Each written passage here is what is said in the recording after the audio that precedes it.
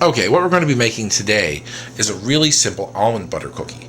Now, you're used to making peanut butter cookies, but you can actually do that with any nut butter that you have. They all sort of have the same sort of consistency that solids up and makes a really nice flavor. Now, this is going to be a low-carb variety, so there's not going to be any flour, so it's a really simple recipe.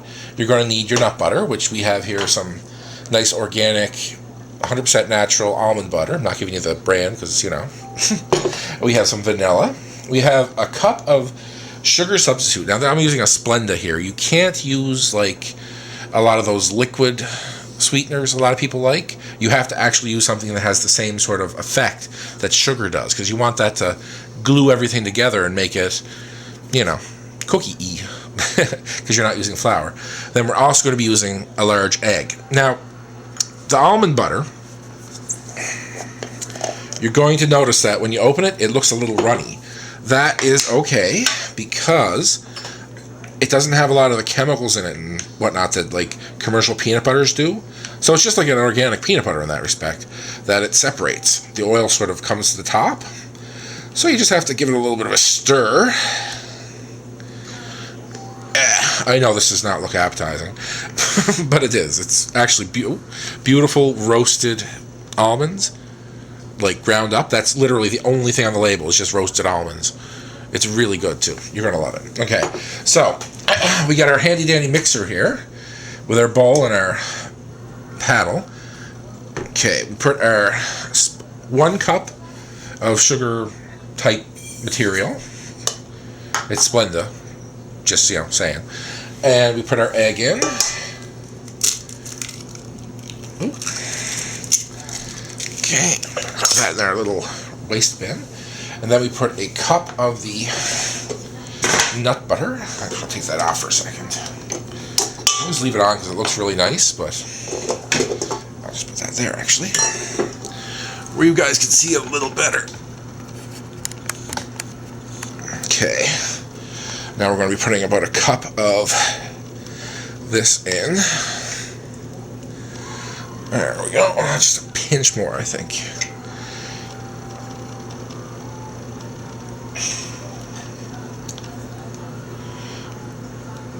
Yeah. Anyway. Okay, and we're going to put a tablespoon of vanilla in. Now, I'm sorry, I meant a teaspoon. The actual cap of these large ones is about a teaspoon. The more you know. No one's half the battle. G.I. Joe. Anyway. Oh, that already smells really good. As soon as the vanilla hits the almond, it just goes bam. Oh. Okay, so we slap that back in there. Put our paddle back on. Put this down here. Lock her in place. One moment, I'm going to put that over. Okay, there. I positioned it correctly. Well, not correctly. I positioned it so you can see it better. Now, it's important that you have the oven preheated at the 350. You want it to be nice and hot when you put the cookies in. That way, they form sort of a shell, and you'll see. It's really important to preheat. Don't put them in a cold oven. Okay, now, we're just going to put that on low for a minute.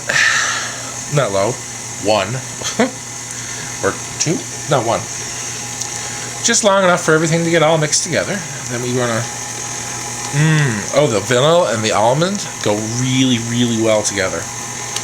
And as you can see, as it sucks up the sugar substitute, it already starts to get sort of a dough-like consistency, which is actually smells really, really good.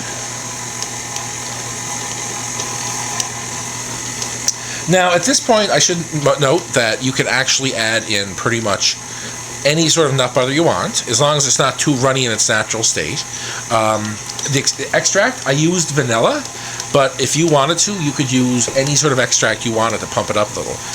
Orange extract would be really tasty with this. Almond extract would push the almond flavor up a little bit more. Even star anise, that would be nice. Sort of a licoricey, almondy, yeah.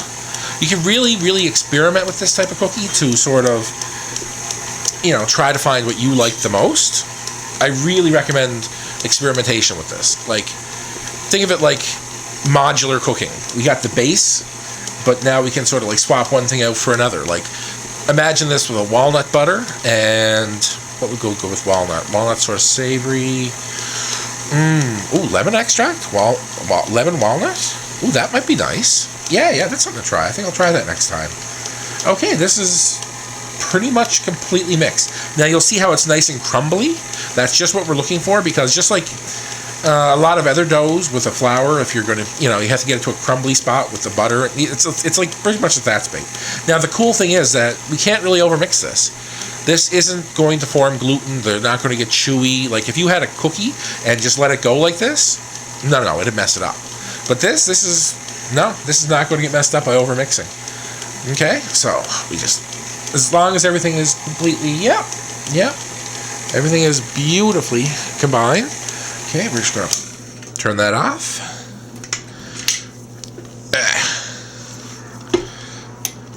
See, it's gotten that sort of consistency where it's crumbly, but if you compact it,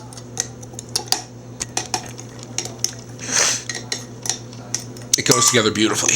Okay, now you have to have a cookie sheet for this. Okay, so we're going to flip this around so you can see better.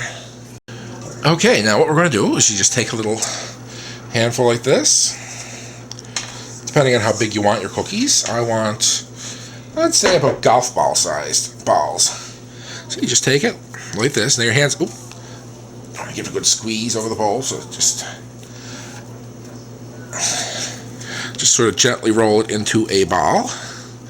Doesn't have to be perfect. Now remember, it's not quite as firm as like a regular peanut butter cookie, so you want to be a little more gentle with it when you're at this phase. Okay,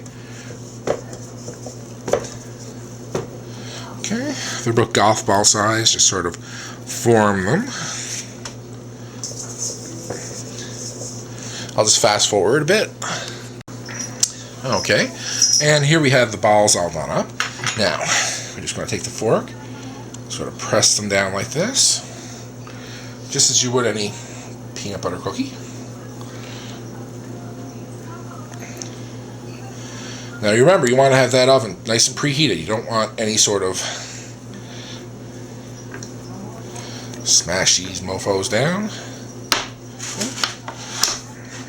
See, like I said, they're a little bit crumblier than what you're used to, so you got to be gentle.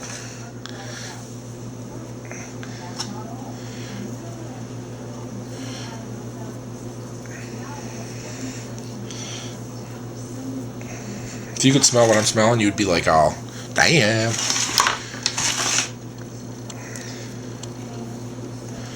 Now, when you're buying the almond butter, you want to be careful. Some almond butters are sweetened. I've run across that, so you want to check the label. The one I bought was like organic, so it just had almonds. That's it, roasted almonds. Or even you could, if you wanted to, make your own.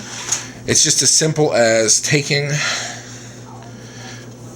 the almonds, roasting them, and then grinding them. If you have a coffee grinder or a spice grinder, you can do it in there, or whatever. Now, you're going to take these, and you're going to put them in the oven for about 10-15 minutes, depending on your oven. And you want to make sure they turn into cookies. Okay? I'll be back.